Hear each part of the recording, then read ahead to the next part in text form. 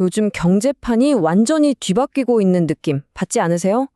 거대한 돈의 물결이 딱 하나, 바로 인공지능을 향해서 막 쏟아져 들어가고 있어요. 그러면서 우리가 알던 경제 공식들이 전부 새로 쓰이고 있습니다. 오늘 바로 그 거대한 변화의 심장부를 한번 들여다보겠습니다. 자, 여기서 진짜 흥미로운 질문 하나 던져볼게요. 지금 금리가 역대급으로 높아서 다들 허리띠 졸라매고 있잖아요. 그런데 왜 빅테크 기업들은 정반대로 수십억 달러씩 빚을 내고 있을까요? 언뜻 들으면 이게 말이 되나 싶죠? 상식적으로는 이해가 안 가는 상황입니다. 그런데 말이죠. 이 수수께끼를 딱 풀고 나면요. 이게 그냥 몇몇 잘 나가는 회사들 얘기가 아니란 걸 알게 됩니다. 미국이 주도하는 전 세계 경제의 작동 방식, 그러니까 완전히 새로운 경제 게임의 규칙이 보이기 시작하는 거죠.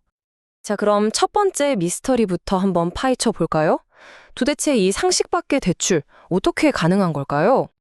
우리가 흔히 빅테크가 낮은 금리로 돈 빌린다는 기사를 보면 금리가 싸구나 이렇게 오해하기가 쉬워요. 근데 그게 기준금리가 낮다는 뜻이 절대 아닙니다. 핵심은 이거예요. 지금처럼 기준금리가 높아도 그 위에 추가로 붙는 위험 프리미엄이라는 게 거의 없다는 거죠. 사실상 공짜나 다름없는 수준으로요. 바로 이 위험 프리미엄을 금융에서는 신용 스프레드라고 부릅니다.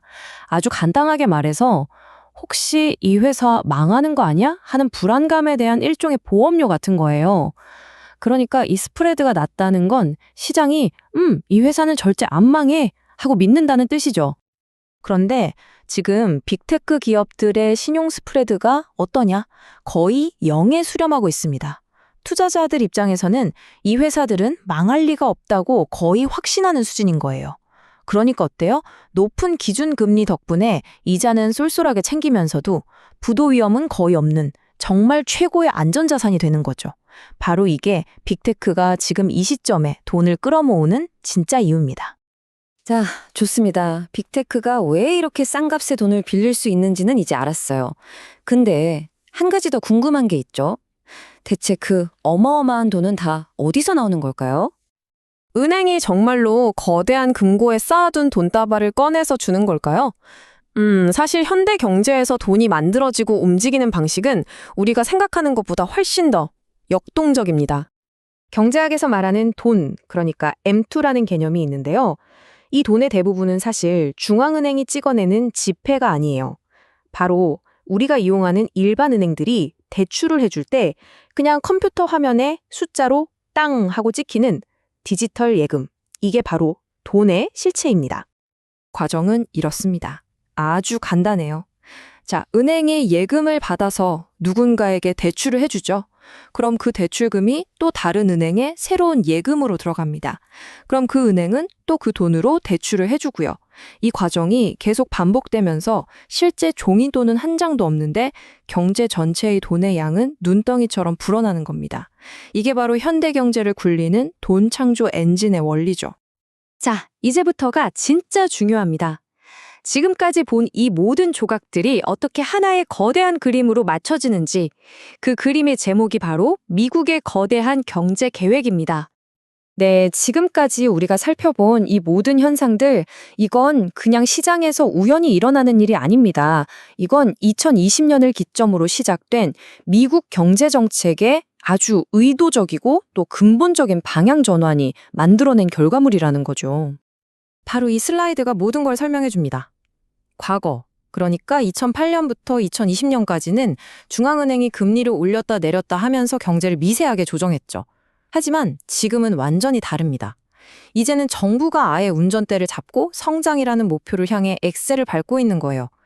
그리고 여기서 가장 충격적인 부분은 인플레이션을 그냥 잡아야 할 골칫덩어리로 보는 게 아니라 어마어마한 국가 빚을 슬쩍 녹여버리는 도구로 쓰고 있다는 점입니다.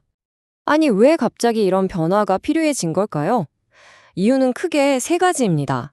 첫째, AI 같은 미래 기술 패권 전쟁에서 이겨야 하잖아요. 그러려면 천문학적인 돈이 필요합니다.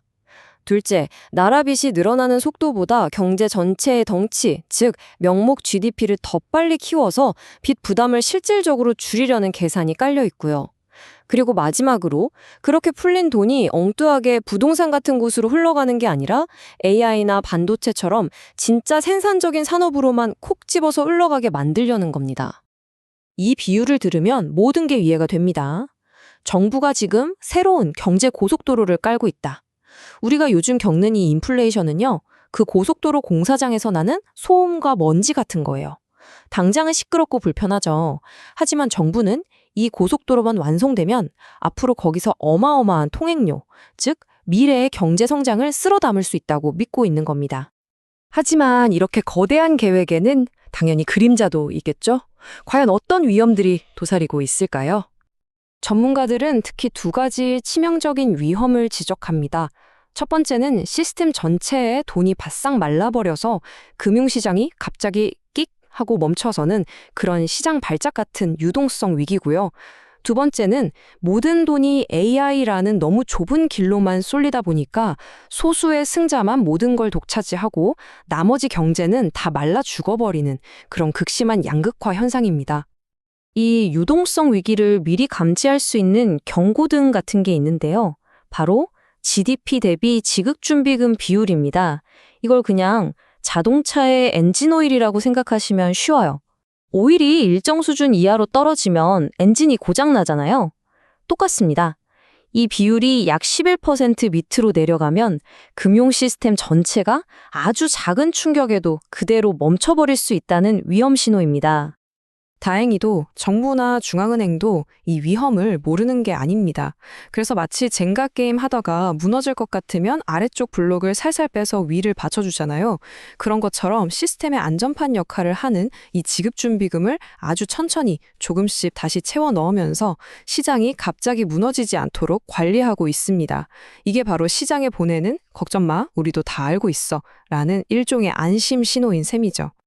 자, 그럼 오늘의 핵심 결론을 정리해 보겠습니다. 우리는 이제 중앙은행이 금리를 어떻게 결정하느냐보다 AI 패권을 차지하려는 정부의 거대한 전략과 의지가 경제와 시장 전체를 움직이는 완전히 새로운 시대에 살고 있다는 겁니다. 이 새로운 경제 고속도로 정말 엄청난 속도로 깔리고 있습니다. 그런데 마지막으로 우리가 던져야 할 질문이 남아 있습니다. 과연 이 도로가 다 완성됐을 때 그 비싼 통행료는 누가 다 챙겨가게 될까요? 그리고 누가 이 멋진 고속도로에 올라타지도 못하고 그저 도로 옆에서 뽀얀 먼지만 뒤집어 쓰게 될까요? 우리 모두가 함께 고민해봐야 할 문제입니다.